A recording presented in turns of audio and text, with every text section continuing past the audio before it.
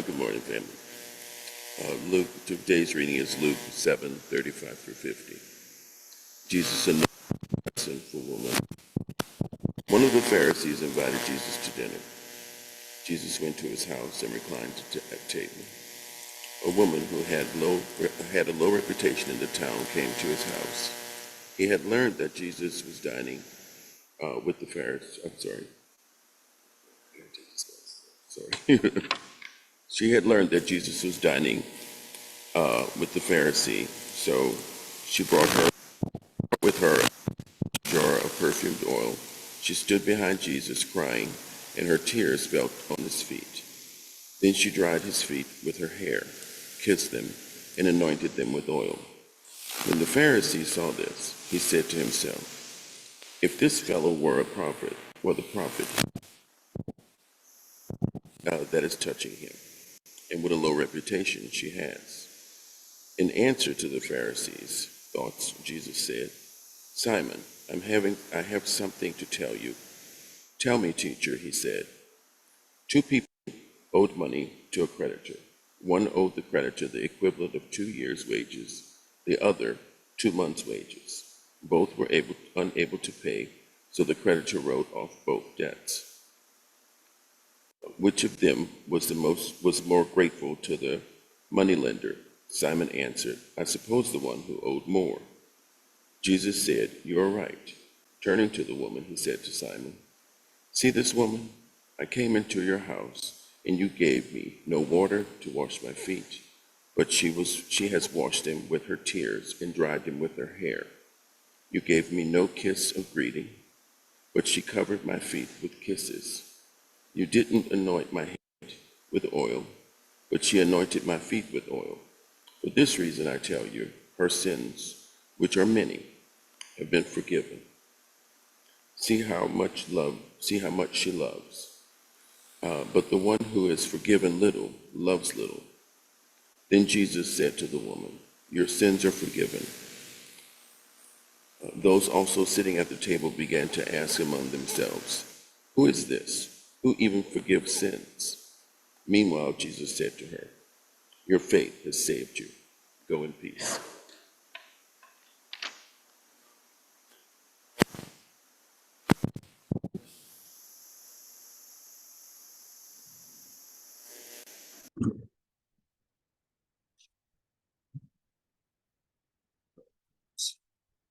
Can you guys hear me?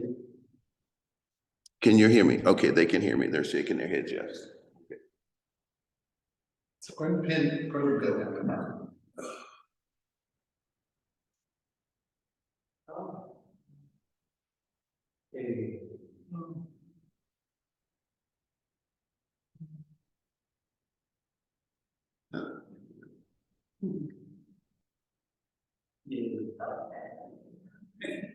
I guess you were gonna have to have a tripod for a camera. Here. Please. Yeah, we don't need, you're gonna need to speak to the microphone now, so. In the phone. Yeah, on the phone. It should pick you up. Okay. Yes, I was introducing myself. My name is Natasha Dennerstein. I'm a trans woman.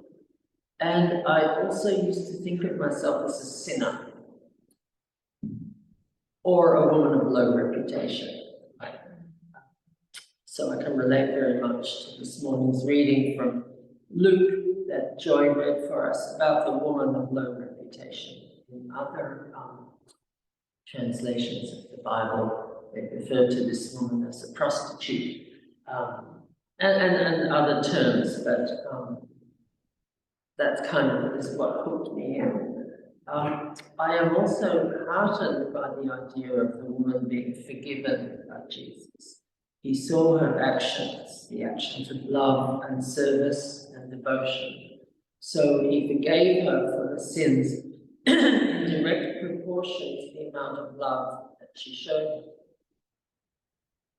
Not to frame it all as a transactional thing, as that is the mindset of a sex worker, of which I was, of which I'll come to.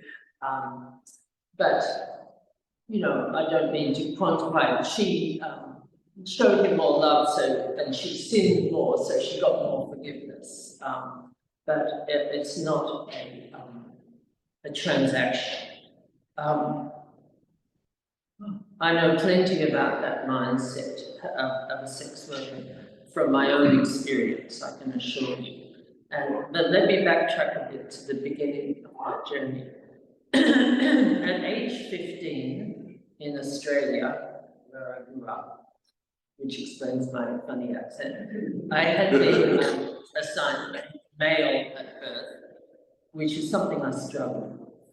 The qualities of masculinity did not come to me at all, and I was not even capable of feigning or faking masculinity. I was naturally soft, feminine, shy, quiet, isolative, and also a little bit theatrically inclined.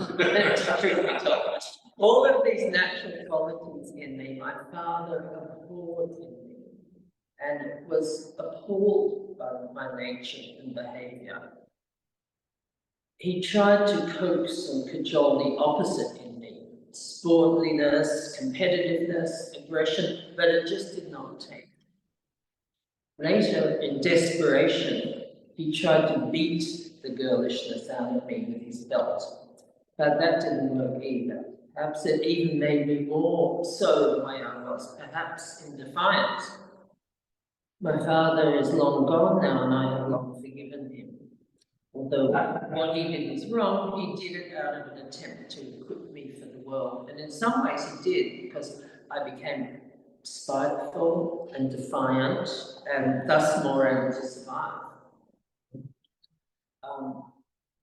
Quite naturally, and without any peer pressure or even any particular template to follow, I started at the age of 14 or 15 dressing in women's clothing in my room, in items I brought from thrift stores. There were no YouTube makeup tutorials or RuPaul's Drag Race to watch to learn how to do it. Back then in the 70s it was. Vintage clothing was not highly valued, and I picked up gorgeous 1930s gowns and dresses for 20 cents a piece in thrift stores. I watched the old movies on TV and imitated the movie stars. Then I went out and got the exact same outfits from the thrift stores. Many times my father caught me dressed in my finery and admonished me and punished me. And this is about in 1972, and there was an underground gay scene just starting to develop in Melbourne, Australia back then. And while still in high school, I attended gay liberation dances on the weekend with 2 or 3 gay boys I connected with at school. Long story short, my father warned me that if I continued these activities, I was no longer welcome in the family home. So I left. At that age, in that time, you can live cheaply, but you still needed money to survive. So I ended up in the streets, selling my teenage body as a runaway cross-dressing hooker at 15. I did have a few jobs, like as a server in a restaurant, but these never lasted long, and I always ended up back in the streets. So between this time till I was about 21, able to formally start my transition with hormones and surgeries and what have you, my primary income was as a street-based sex worker. Yes, we made a lot of money, but we also endured a lot of violence, prejudice, and ill treatment. The worst part of it was the social aspect. We trans and cross-dressing hookers were really considered to be the bottom of the barrel of society. We were looked down upon with contempt and disgust by many in society. Sure, we developed chosen families and supported one another, but there was an overwhelming sense of self-hate, and it was hard to hold your head up high and walk with pride in the world. We scurried about in the daytime, heads bowed low in our half-drag, and came alive at night with our gaudy finery and makeup and wigs. So for many years, I stinned multiple times nightly, 7 nights a week, in order to survive and get my longed-for surgeries and procedures. At the end of this period of my life, when I was 21, I came over here to the States to get surgery from Dr. Biber in Colorado, and then went back and started my nursing training, eventually became a nurse. I wanted to be able to be of service to others, and also to learn how to care for others, as those years on the street had hardened me. I thought, correctly, that if I went through the actions of caring for others, the feeling might follow. You know, in my mind, I thought, and you know, I was 21 or something, still a kid in some ways, but I thought, I don't really care for people, because I'd been hardened by that life on the street. And I thought, maybe I should act like a caring person. Who cares? Oh, nurses, they care. I'll be a nurse. That was really my thinking. But actually, it worked. I started doing the jobs and chores of caring physically for other people and wiping them up and cleaning them up and bandaging them, what have you. And I ended up feeling feelings of caring.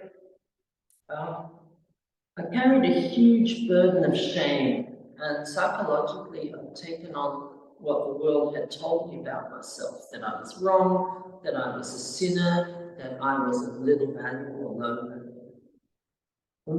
Then when AIDS hit in Sydney a few years after being here, I'd moved up to Sydney at that stage. I had the opportunity to be of service to my fellow LGBTQ people who were sick and dying, and that radically altered my life. So becoming a nurse, volunteering with the dying, and having had my transitional stuff taken care of, I was able to not focus so much on myself. Letting God into my heart supported the concept of being a person amongst people, being a valuable part of the world, and having worth, self-worth and worth in the community. They say that self-esteem comes from doing esteemable acts, and that was certainly true. The more I helped others, the less I worried about myself and thought of myself as being a terrible person. To be honest, the lessons I learned out on the streets between the ages of 15 and 21 equipped me to survive, but they hampered my development as a human being. And it's been taking me the rest of my life to unlearn all that stuff. It's an ongoing process, learning to soften up, learning to trust other people, learning to share and share alike, learning to be honest and clear in communication. I do believe that God has forgiven me my sins, that I am no longer, and probably never was, such a bad human being. That child that I was, this soft, sensitive, gentle kid, was erased by my teenage self, was squashed and suppressed by the world. And as I'm getting old now, I'm learning to honor that child that I was, for that is how God made me. That's how He made me. I was that kid, and then I changed, and I got hard. And then it's taken 50 years to be less hard. You know, life has a funny way of coming full circle, and I find the task I have later in life is to return to some of those gentle qualities I already had as a child, a sense of wonder and the beauty and variety of the world. Nobody has sinned so much that they can't be forgiven, atone, and be raised up. Perhaps the very concept of sinning and sin is not a particularly healthy one. It's one that's been directed at us LGBTQ folk forever, that we are in some way bad, and we're not, as humans. We're not sinners, and we're not bad humans. God just made us this way. Thank you.